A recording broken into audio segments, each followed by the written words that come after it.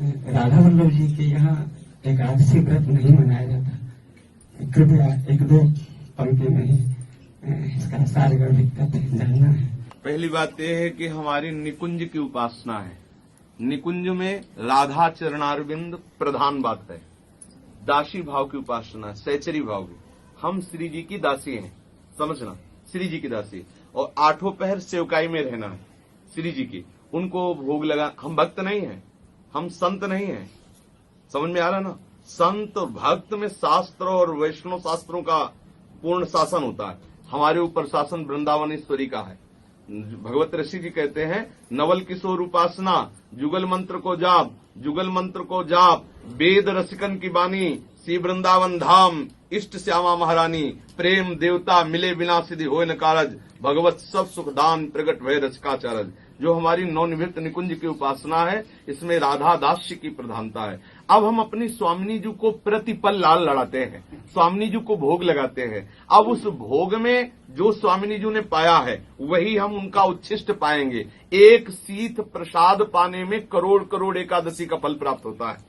अगर राधा वल्लभ जी का भोग लगा और आपने उसमें कह दिया अन्न है और आपने तिरस्कृत कर दिया, नहीं आज हम एकादशी हैं, करें एकादशी महाप्रसाद ते दूर, जमपुर बांधे जाएंगे मुख में परिय धूर, कोटि कोटि एकादशी महाप्रसाद को अंश, तिनको या प्रतीत है जिनके गुरु हरिवंश। ये तो हमारी रसमय उपासना है। भाव देश में आज भी जगन्नाथ जी को 12 महीना हर दिन भोग लगता है। अन्न का ही तो भोग लगता है, नहीं लगता? अच्छा, एकादशी की उत्पत्ति दैत्य को मारने के लिए भगवान की शक्ति स्वरूपा से प्रकट हुई। भगवान ने आशीर्वाद देकर, भगवान विष्णु ने आशीर्वाद दिया कि तुम्हारे द्वारा ये जो कृत्य हुआ, अगर तुम्हारी कोई उपासना करेगा, तुम्हारा व्रत रहेगा, तो वो हमारे चरणों की भक्ति प्राप्त करेगा। वहां श्री हरि के चरणों की भक्ति की बात से एकादशी उपासना की सिद्धावस्था मानी जाती है। और यहाँ अनंत अनंत महिमा स्वरूप श्री स्वामिनी जी के चरणारविंद की आराधना है, जिन चरणारविंदों को स्वयं लाल बिहारी अपने हृदय पे धारण करते हैं। यहाँ दूरे सृष्ट आदि वार्ता, यहाँ धर्माद्यर्थ चतुष्टयम विजयताम किम तद व्रथा वार्तया, यहाँ धर्म अर्थ काम मोक्ष की वार्ता बेकार है।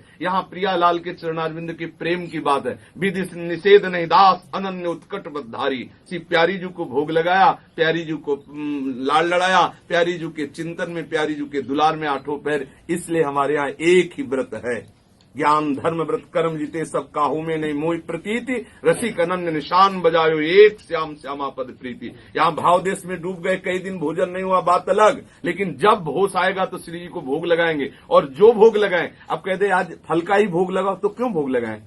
श्री जी को कोई व्रत चाहिए क्या?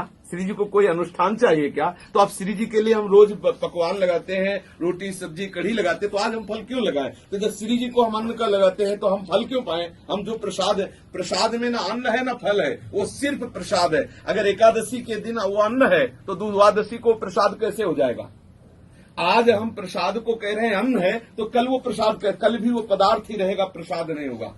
समझ में आया ना? इसलिए हमारे यहाँ किसी भी व्रत, एकादशी क्या, किसी भी व्रत की महिमा नहीं, अनन्य व्रत की महिमा है। एक निशान बजायो श्याम श्यामा पद प्रीति, श्री हरिवंश चरण निज सेवक, बिचले नहीं छाणी रसरीत। श्री हरिवंश धर्म प्रगट निपट के ताकि उपमा को नाही।